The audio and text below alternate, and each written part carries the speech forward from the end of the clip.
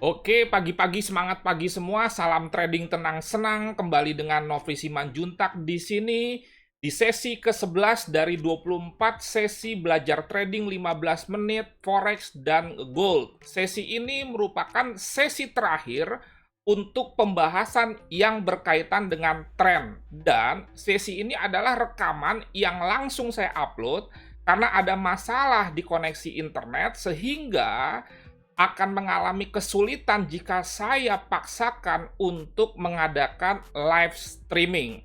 Oke, sebelum kita masuk materi, intro dulu.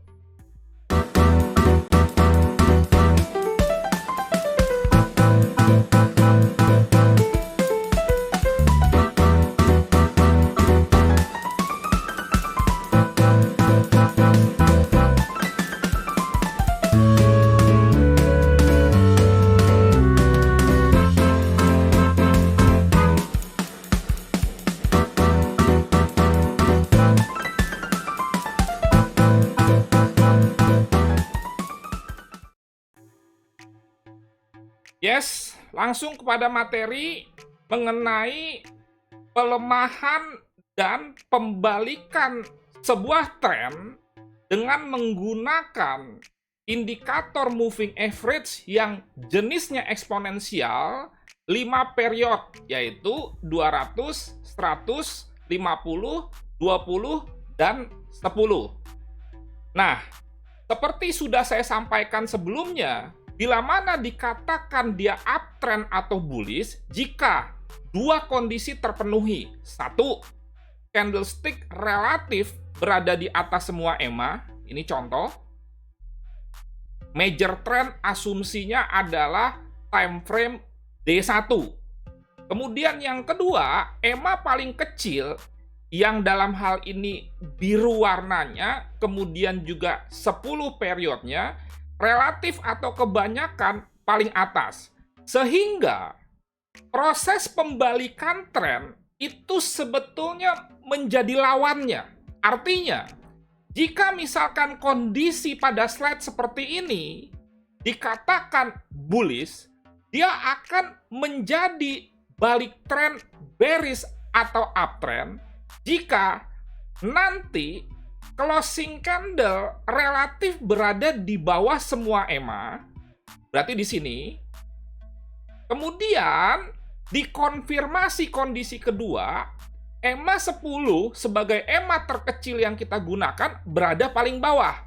Kalau kita bicara relatif, nanti akan kita temukan pertama kali dia menjadi paling bawah, artinya terjadi breakout EMA paling bawah, itu nanti kita pantau dan selanjutnya tunggu EMA 10 ini menjadi paling bawah. Harap diingat juga bahwa proses pembalikan major trend misalkan di D1 itu pasti diawali pembalikan tren di time frame yang lebih rendah. Umpamanya H1 dulu balik tren dengan kondisi yang sama. Kalau tadinya uptrend jadi downtrend, memenuhi dua syarat, closing candle akhirnya jadi paling bawah atau EMA semuanya di atas dan EMA 10 paling bawah, dimulai dari H1. Kalau tren turunnya dalam kondisi uptrend ternyata kuat, dia akan masuk juga ke H4 balik tren, dan selanjutnya berpotensi juga bisa ke D1 atau time frame yang lebih besar. Jadi sekali lagi saya ulang, pembalikan tren itu dimulai dari time frame yang lebih kecil. Misalkan major trend uptrend itu D1, mulai balik tren dari H1 bahkan time frame yang lebih kecil, bisa lanjut atau tidak ke H4 dan seterusnya. Tetapi jangan lupa, pembalikan tren di time frame yang lebih kecil, misalkan H1 atau H4, bukan berarti pasti membalikkan tren di time frame yang lebih besar. Contoh misalkan pada kasus gold, nanti kita lihat chartnya, Jika dia di set di D1 umpamanya trennya naik, kemudian ditemukan di H1 trennya turun, itu berarti pembalikan tren di H1, lanjut juga di H4 dia turun, belum tentu nanti berlanjut ke D1. Jadi, kalau di H1, H4 dalam sebuah uptrend ternyata dia balik tren turun dan ternyata tidak dilanjutkan pembalikan tren di D1, maka masih dalam kategori koreksi. Dan ini belum masuk soal entry. Oke? Anda mau memanfaatkan koreksi H1, H4 balik tren jadi bearish untuk entry sell, silakan. Anda tidak mau memanfaatkan koreksi juga silakan. Yang penting adalah Anda harus paham apakah itu koreksi atau continuation trend. Jadi bukan tidak boleh memanfaatkan koreksi ya.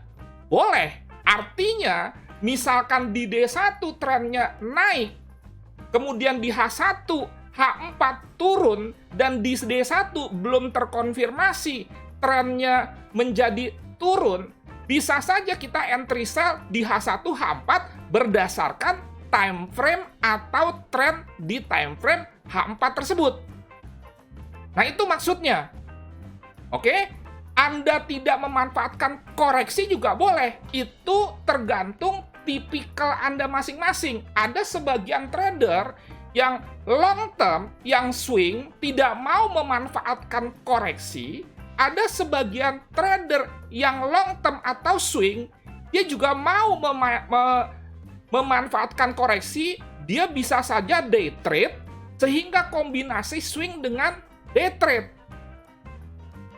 Nah, itu kira-kira gambarannya. Oke, sekarang kita lihat ke chart ya. Ini chart yang kemarin. Nah, ini saya tutup dulu. Pada gold, ini seperti biasa yang manual, swing high, swing low. Anda perhatikan juga ini masih tertahan di trend line ini ya.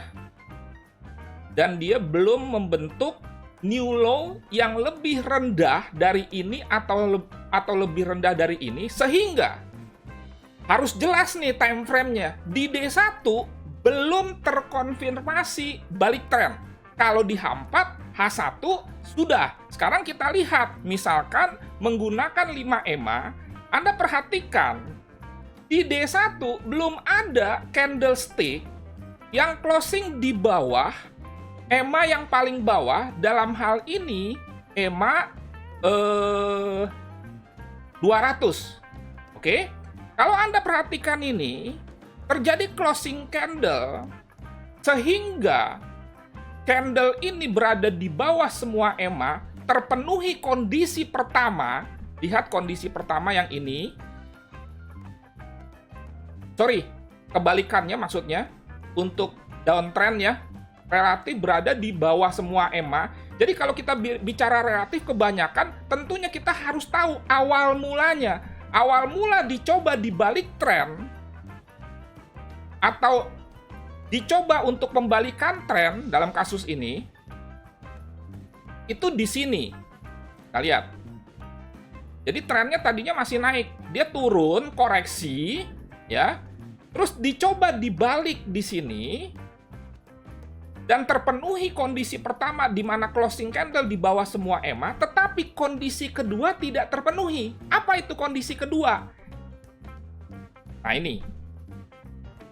EMA 10 harus berada paling bawah.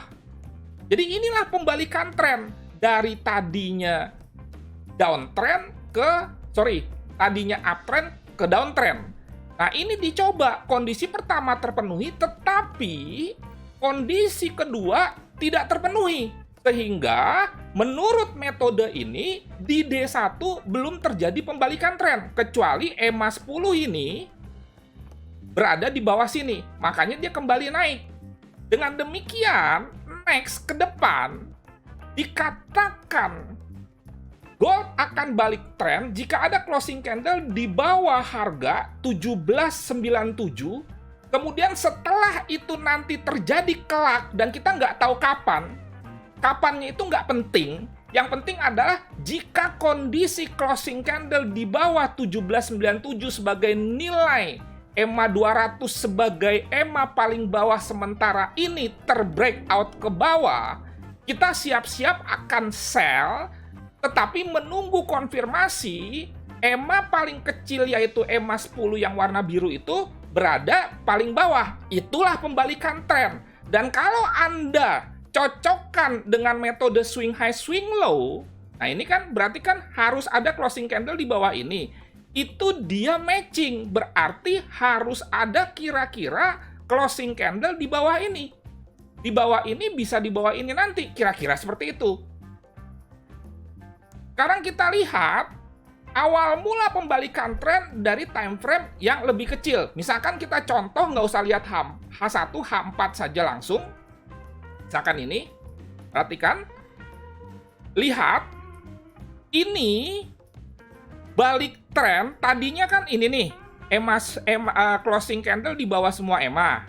Jadi ini sangat sederhana sekali, cocok untuk pemula, objektif, tidak subjektif, dan tetap ilmiah, serta masih dalam kategori profit 60-70%. Nanti Anda cek historinya, Anda riset sendiri. Karena ini tidak repaint. Nah, jadi ini balik tren di sini nih.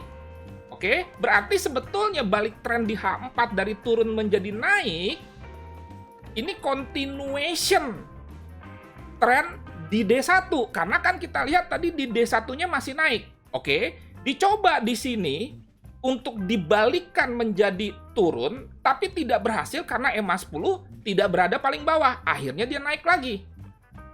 Oke, dan singkat cerita Anda lihat ini belum ada closing candle di bawah ini, belum. Ini ada closing candle, tetapi sekali lagi ingat, syarat kedua tidak terpenuhi, EMA 10 tidak paling bawah. Jadi ini cukup simpel. Lanjut, nah ini balik tren. Ini coba balik tren tidak juga berhasil, masih ngelawan untuk naik. Di sini terjadi pembalikan tren dengan kondisi kedua terpenuhi, EMA 10 jadi paling bawah. Nah, turun, oke. Kemudian dia kembali naik di sini. Oke, ingat, perubahan tren semakin kecil time frame akan semakin sering. Ingat karakteristik time frame kecil. Closing candle-nya lebih cepat, sehingga segala sesuatu apapun itu akan terjadi lebih cepat. Nah, ini kembali naik. Ini dicoba untuk dibawa turun, tapi EMA 10-nya tidak paling bawah, dia naik lagi. Jadi sekarang Anda tahu nih, proses-proses pembalikan tren dengan sangat sederhana. Oke? Nah, sekarang dia naik terus. Singkat cerita, misalkan kondisi kita bawa ke terakhir, di sini dia balik tren kembali.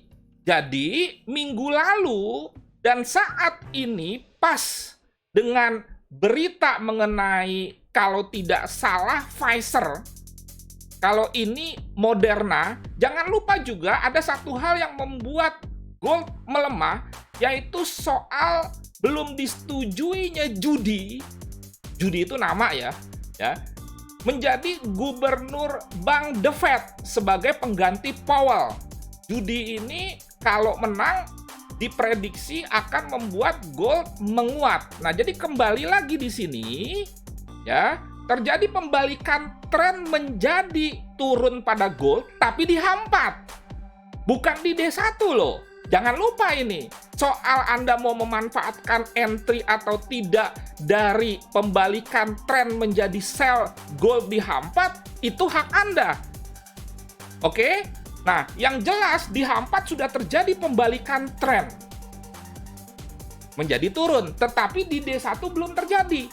Nanti jika ini kembali naik closing candle misalkan di sini dan EMA 10 menjadi paling atas, maka terjadi lagi pembalikan tren dari bearish menjadi bullish, dan pembalikan tren di H4 pasti juga diawali dari H1, dan pembalikan tren di H1 H4 pada gold menjadi pada akhirnya naik, itu merupakan continuation trend di D1. Bisa diterima sampai sini? soal pembalikan tren dengan cara yang sangat sederhana sekali. Jadi jangan lupa ya, kalau kita bicara tren, harus diikuti oleh satuan waktu. Jadi kalau Anda bilang gold balik tren, Anda harus perjelas dengan satuan waktu. Balik trennya di time frame berapa? H4 kah? H1 kah? Atau D1 kah? Dibiasakan seperti itu supaya tidak multitafsir. Kalau Anda tidak ikuti keterangan waktu, misalkan Anda lihat di H4 tapi Anda bilang tanpa keterangan waktu gold turun, sementara orang lain melihat perspektifnya D1, itu kan terjadi perbedaan sudut pandang, kacamatanya berbeda. Ingat, di D1 belum balik tren secara apapun, termasuk tadi saya katakan manual swing high swing low, belum ada konfirmasi pembalikan tren di D1. Ingat, kalau nanti kita masuk teori supply and demand, ini merupakan sebuah area demand yang cukup kuat, dan ini ada juga trend line. Jangan lupa juga BPJS bayar pakai jempol saja. Kalau Anda belum subscribe, mohon subscribe. Kemudian kalau Anda suka dengan video ini, Anda like. Tidak suka, jangan ditonton. Dan kalau Anda mendapat manfaat dari video ini, mohon di-share supaya orang-orang di luar sana memiliki pengetahuan yang benar, jangan asal-asalan trading. Sehingga kita sudah menjadi berkat buat banyak orang juga. Jangan lupa juga, besok malam hari Kamis kita akan live trade. Ada momentum kita entry, tidak ada momentum kita tidak akan entry. Kemudian hari Minggu akan ada sersan sukses. Ada saatnya saya menyampaikan materi saja tanpa tanya jawab. Ada saatnya saya live trade. Ada saatnya kita juga ngobrol di hari Minggu sersan sukses, tanya bicara santai bernilai. Segala sesuatu tentang trading dan Anda bisa bertanya. Bisa diterima, ini akhir dari materi kita 11 sesi mengenai tren. Mulai Selasa, Rabu depan, kita akan masuk hal kedua yang wajib diketahui untuk kita bisa trading dengan benar, yang disebut dengan support and resistance. Di situ nanti kita akan bicara mengenai entry dan lain sebagainya. Mohon maaf jika ada kata-kata yang tidak berkenan. Kemudian juga tetap lakukan trading yang aman, nyaman, dan profit sampai tujuan atau trading tenang-senang. Kemudian juga jangan lupa ikuti program-program lain yang gratis di channel YouTube saya. Terima kasih, semoga bermanfaat dan menjadi berkat. Nofri Simanjuntak.